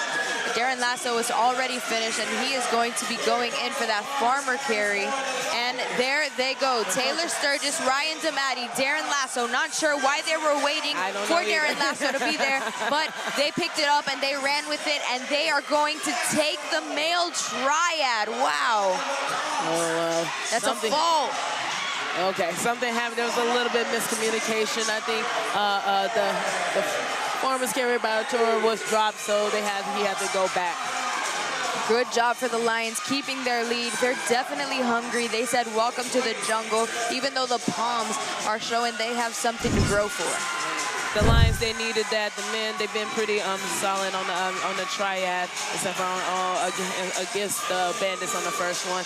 But they're looking a lot stronger there. They knew they had a little mishap earlier, so they have to finish strong here. Those Lions fans are going crazy. You love to see it. I love the energy out here on the grid. And in just a second, we're going to see if they're able to come back. I mean, the Palms still have a bonus flag, if I'm not mistaken. So they could make up the differential here and get that win for the season. If they're saying that they have, nothing to lose here, they're saying they're not going to the playoffs anyway, bet on it. do it on the sprint relay. I think that's my mentality going into this one. But let's hear a little bit from someone special on the grid, someone everybody loves to see, a fan favorite, if you will. Just the passion. You got a big race win in the male triad. You needed that to put your guys right in position here going into sprint relay. What's the plan? What's the strategy? What do you got to do to take care of this match? You already know, boss. I'm about to step on that next. We're about to kick in them teeth. The scoreboard don't lie. They say we cheating. We ain't lying. That's a fact. A lot of chippiness, a lot of chirpiness. We fast forward to tomorrow. Tomorrow's got some big stakes, looking for a conference championship. Do you guys think or talk about it, or you wait until this match is over before that becomes on your radar? Yeah, this is the only one I care about. Next week, tomorrow I'll come in casual. Business casual, because we already got our spot. Casual? Business casual, baby. All work. I'll see you when I see you, all right? Appreciate it. Thanks, Taylor. Yeah. Taylor, tell me what's on your mind. That's my boy T. Sturge, but he better watch out. The match ain't over yet, sir. The match ain't over. So take care of business. Make sure you take care of business, sir. They better back it up, and we're gonna about to see it. Exactly, but like that's one thing about my guy T. Sturge. Like he won the spotlight. He's definitely getting that spotlight, but so he's not gonna back down or apologize for it. But like he better keep on trying, proving that he can back it up. I like him in the spotlight, Taylor, I have to say. One of my favorite characters, for sure. But let's go ahead and learn together about this sprint relay for the last time today here in Dallas, Texas. Don't go anywhere. The sprint relay is the final race of every match and is worth an extra point for the race win. It is a relay race with one player allowed on the grid at a time and 8 elements to perform. Any player can perform on any element, and substitutions can happen at any time, except when a player performs the last rep of an element. In that case, the player must run back to the start line, perform a 4-point touch behind the start line, and sprint through to the finish line, permanently leaving the race. The next player may enter once the previous one has crossed the finish line. The only exception is the distance element that ends at the finish line with no sprint back required. The catch is, 4 men and 4 women must finish the 8 elements. The sprint relay is a great balance of strategy to decide which players in what order are the best combination, along with clean and well-executed elements by the players, to lead to the best race outcome for the team. Remember, 4 men and 4 women must finish the 8 elements in the sprint relay. Last race of the last match of day 1 in Dallas, Texas. Taylor, talk to me about this sprint relay. All right, we're going to finish it up with 10 barbell clusters at 155 pounds. Then we're going to move on to 4 aerials. Then 1 sled push. You're going to push that thing from start to finish, followed by 5 burpee wall jumps over a 6-foot 1-inch wall. Then 2 hang to handstands on the rings, 7 bar muscle ups, 10 double kettlebell ground to overhead with 35 pounds. And they're going to finish it up with 4 deadlifts at 330 pounds. That's right, Taylor. Going into this, it's definitely going to be a doozy. I mean, the point differential is only 2. So the Lions are ahead by 2 points. The sprint relay gives you 3 points if you win it, inherently. And then if you lose, you get 1 point if you finish under the time cap. Now, dare I say, this can go into gridlock if the Lions finish and the Palms win the sprint relay. I'm interested to see if Briley throws that bonus flag or not. Just put and bet on her team to go all or nothing. It's crazy. I mean, this nothing to lose. You might as well. You might as well and take the option of gridlock off the table. I mean, that's the smart thing to do so you don't tire out your team. You still got a whole entire match tomorrow. Reruns are going to be costly. Gridlock is going to be costly. But at this point, it's interesting how competitive the matches were today, Taylor. Man, I came in here, I was talking to some of the athletes. I'm like, I think the season starts now because I'm like, there's a lot at stake. There's a lot of 0 and 2 teams and then a lot of undefeated teams, but I'm like, anything can happen. We've been seeing that all day. These teams are hungry. Even the ones that knew that mathematically they are out, they don't care. They do not care. They're here to prove a point, and that's why this is a professional sport. It doesn't matter what the record is. Everybody wants to ride hard for their team. I agree. You got to pretend like, you know, you're essentially playing for everything at this point. And that's really what it is right now. You're absolutely right. That's how it should be. It doesn't matter if this is the very last one or the first one. Like, you have to go in 0-0 always. Definitely. Going into this next one is going to be a fight. It could go into gridlock. It could, which a gridlock is essentially a tie break, in case you didn't know. If this is your first time watching grid, we're saying gridlock, we're throwing out advanced vocabulary. A gridlock means that you're going to break the tie by doing the last 4 elements of the sprint relay. Yeah, and we've been seeing some I think this has probably been the most competitive sprint relay day I've seen all season. Almost every single match has been highly contested. So I expect nothing less from this last match of the day. For sure. Now, 30 seconds on the clock, and their fates are going to be sealed. Once it starts, there's no stopping, and they're going to be playing for everything they got. The Palms absolutely need to pull off this win if they have any chance for a playoff berth. But if the Lions clinch this win, they are automatically in the playoffs. Those are all the marbles. This is for everything, essentially. This is that last opportunity for both of them. Let's see what they can pull out here. Brandon Shipper out for the barbell, and that's going to be Ryan DeMatti out for the barbell on the other side. He is an entire rep ahead of Brandon Shipper here, just moving the bar really fast, just getting down into the bottom of that clean and going as quickly as possible. But he has to make that depth unquestionable here, even though he's starting at the bottom and he's not hitting that triple extension. It's definitely a tough one. It looks like Brandon Shipper, since he was doing his reps really clean, he was able to take the lead. He's going to hit that 4-point touch, and he is going to get out of there. Michelle Washington hitting that last one, and she is also going to be running off the grid. Riley Hansen came out running to do those aerials, and we're going to see if that is enough to beat the times that we saw earlier, because that was absolutely crazy. I blinked and I almost missed it, Taylor. Riley was fast on those. I know, and then Jasmine almost had to run into a staff member just to get to her aerials, so hopefully that wouldn't cost them there. Definitely. Brett Henry coming out for the sled push. Once you push the sled into the finish line, you do not have to come back from it. And it looks like the Palms have a healthy lead here. Ryan DeMatti is going to finish up, and he's got to try to make up some time here because Artur Cabral is coming out, and he is already on that burpee over the wall. 6 foot, 1 inch wall. And the Palms are going to send this into a gridlock, Taylor. I'm calling it now. 2 reps remaining for Artur. Healthy lead here. They still got a mountain to climb over there for the Lions if they're going to come back. Artur is going to slice through the air to sprint to the finish line. Loredana Nirola is going to come out. She's going to be hitting those muscle-ups. Sorry, those bring to handstands. And can she do them? This is her first time doing them. They're insane. Wow. Can she keep up the momentum? Because Eric Cardona is coming. She's got to go back, and she's got to hit that 4-point touch. She's got to sprint out.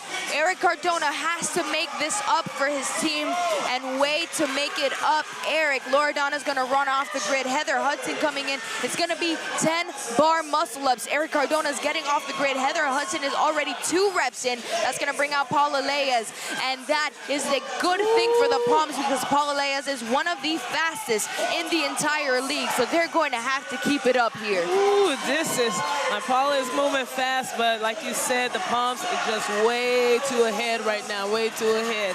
Unless something catastrophic happens, I think this is going into our second gridlock. Wow, Heather Hudson running off the grid. Brielle Macchiarelli, she is going to be hitting those kettlebells, facing the start line so she can hit that 4-point touch.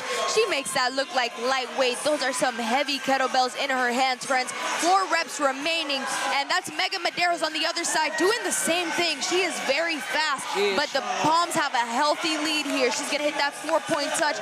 She's going to head into the finish line. 1 element remaining in this sprint relay. Can the Palms take it into a gridlock? Johnny Caraballo coming out to hit that heavy deadlift, 345 pounds. 1, 2, 3, 4, and that looks like it's going to be a gridlock for the Palms. They're going to have to rerun those last 4 elements. He is out of here. here. The Palms secure a rematch here. Wow. Slow it down, Taylor. Slow it down, Taylor. Oh my gosh. Save that energy, save that energy. Whoa, this is our second gridlock of the day. This is insane. The Palms, they said they were coming in here to work on transitions. I guess the practice work is paying off. You picked an excellent day to start watching Grid League, friends, because it doesn't get better than this, but there's a challenge on the floor.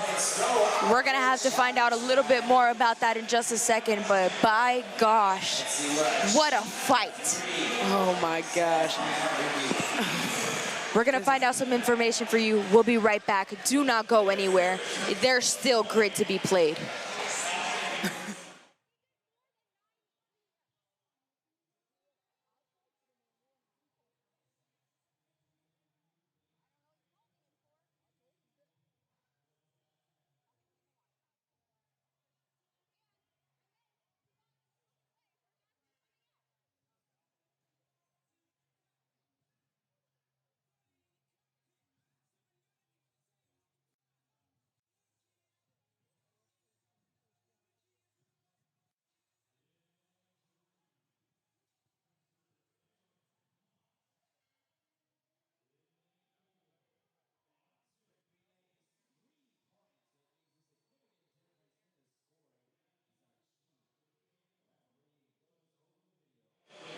All right, looks like we have some information from our friend Daniel. Daniel, talk to me. What's happening right now? All right, we got another challenge flag thrown, this time by Jamie Gold of the Lions. She's claiming that the referees miscounted in the quadrant 1 with the clusters. So we're gonna take a look at the footage. We'll get back to you as soon as we have a ruling. Interesting. That's a pretty specific ruling here. So we're gonna have to see exactly if they're saying they did more or if they did more than they were supposed to. That's probably it, because the Lions did throw the challenge flag. But we're gonna find out in just a second. Let's get some more information from you, but let's take a look at those game faces while we're here, and we'll be right back. Don't go anywhere. We're debating this.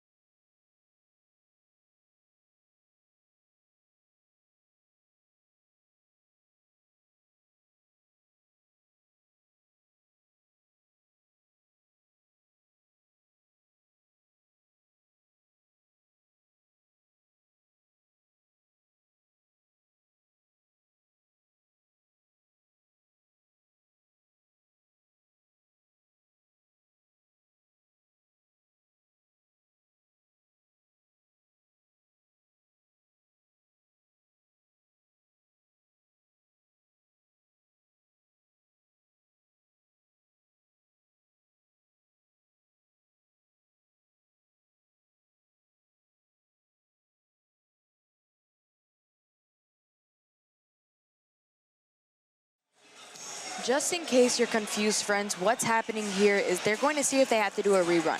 Now, does that mean they have to redo the whole race, Taylor? No, it just means that they have to rerun the last 4 elements of the sprint relay. Which is also the same thing that would happen in Gridlock. So if this passes and they do rerun this, they would have to do it twice if the Palms win again. But we're going to see what the ruling is. Let's hear it from Daniel himself. Daniel?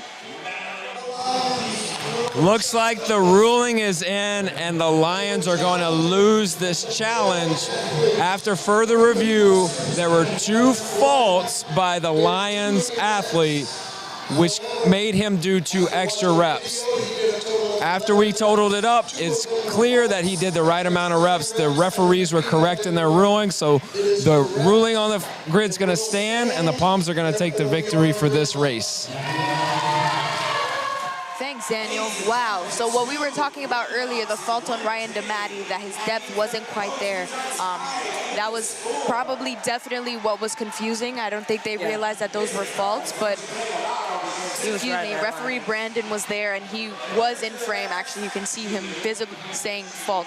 So interesting to see, but we're going to see what's going to happen with those last 4 elements for that Gridlock, because it's going to happen anyway. We got to hit this tie break, Taylor. Yes, this is the second time today that we're hitting the Gridlock, but the last 4 elements that they're going to be running are going to be the hang to ring to handstand, the bar muscle-ups, the kettlebell ground to overhead, and the 4 deadlifts. But the rules state that you have to have 2 men and 2 women cross that line. So right now you see each team, they're strategizing about where they're going to place athletes at. You can put in any active athlete in there, so you probably may see a couple of switch-ups in there just to put in some fresher athletes. You have to send your strongest, you know, and it has to be 2 women, 2 men, so there's a lot of things that can go wrong here, right? You have to make sure that you're sending out your best, but you're actually sending out both of both gender, and that they can finish as quickly as possible. If the Palms win this, they have a chance at the playoffs. If the Lions win this, they secure the playoffs. A lot on the line for both of these teams. There's not going to be a wash, so you really want to play for all the marbles, Taylor. The marbles are on the table. And I'm about to lose my marbles. There we go. Oh boy. There's a lot on the line. Pressure's high. Nobody's smiling anymore, Taylor. All that funny, happy, all that, you know, stuff that they were doing before, that's all gone. Pressure's on. Time to execute. Now or never. This is everything for both of these teams. Can they pull it off? Let's find out. Let's do it. Dame un Gridlock. That's what they're doing right now. Loredana Niroda going in for those ring to handstands. Eric Cardona already finished with the first one. Unfortunately, with that lead, Eric Cardona has just been doing this for a lot longer, so he's really good at those. He's really just good at sending his momentum in and sending it out. Eric Cardona's already past the finish line. Paula Lea's on the other side doing the muscle-ups. It's going to be 10 of them, and they're going to have to do them as quickly as possible. Briley Hansen jumping up onto it, and she's going to try as quickly as she can. But as I said earlier, Paula Lea's is one of the fastest in the league. And if you're going to have somebody try to catch up with Paula, it's definitely going to be Briley. She's one of the best. She's not even locking out. She's just catching it at the top. That's so crazy. She's made up some time for the Palms, but can it stick? They're sending out Megan Medeiros. She is so good with those kettlebells. That's going to be 35 pounds in each hand. Brandon Shipper for those. So that means they're going to send another male out for those deadlifts. Brandon Shipper doing it as quickly as possible, but Megan Medeiros had such a great lead going into it. She's already going for that 4-point touch, and she's going to go and head into the finish line. Brandon Shipper not too far behind. Johnny Caraballo getting ready to be the one to hit that heavy deadlift, and here comes that boy, T. Sturge. He's securing that win for the Fort Lauderdale Lions. All that pain, all that suffering, all the gelling that these teams had to do to come together and win, and here they go, securing that playoff berth. The Lions are going to the playoffs. Ooh, and I knew they had have to rerun. This is definitely a good sprint relay for the Lions right there. Eric Cardona on the rings to start off was the lead that the Lions needed 100%. to get them ahead. A great job by the Palms. The Palms, those little practice transitions came out to be a heck of a match. That was crazy, Taylor. No other way to explain it. The Lions working so hard all season to come together, to gel two teams, to come under a new leader for most of them and try to welcome them after coming together in Vegas last season. The growth from the athletes, the blossoming into their own personal, individual characters, people like T. Sturge, the Palms overcoming the loss of Briley Hansen from last match to going against one of the most dominant teams on the grid, to have such a great showing and fighting tooth and nail and being the scrappy team that they are, considering they don't have all their players. I can't say that I'm anything less than impressed with these two teams today. Oh my goodness, this was just an overall great day of grid. The Lions are going to have their hands full tomorrow with the Breakers. So I know the Breakers are watching this right now. They already mentioned that this is definitely probably going to be a practice round for what we're going to have to see in the playoffs. But so they better rest up, because the Breakers definitely were able to rest a lot of their heavy hitters, but they're going to be coming back firing all cylinders. Oh, definitely. The Lions may have secured the playoff here, but there's still a lot of work to be done. They have to secure everything else for tomorrow to make sure that it's still them going to the playoffs and making sure that they're still in it and closing that differential, going as hard as you can against your opponent, because of course you always want to beat your opponent as much as possible, but kind of mess up the points a little bit. And that's what the Palms are planning on doing, and that's what they did today to the Lions. This was a great day. Oh man, I keep saying that, but I just 11 years deep now in 1 year post-retirement, and this sport still gives me butterflies. 1,000%, 1,000,000%, dare I say. But here we are. This was the final match of day one. We're in Dallas, Texas. We traveled all this way to the center of the United States to be in the middle of everybody, to feel the grid, to educate people, to clock their tea. And here we are, closing out the first day. And luckily for us, there's still an entire day tomorrow. A whole day. This is day one. And look how much has happened. It's only going to get more exciting, and it can't get better than this. Please join us tomorrow. We'll see you at 8 a.m. Central Time.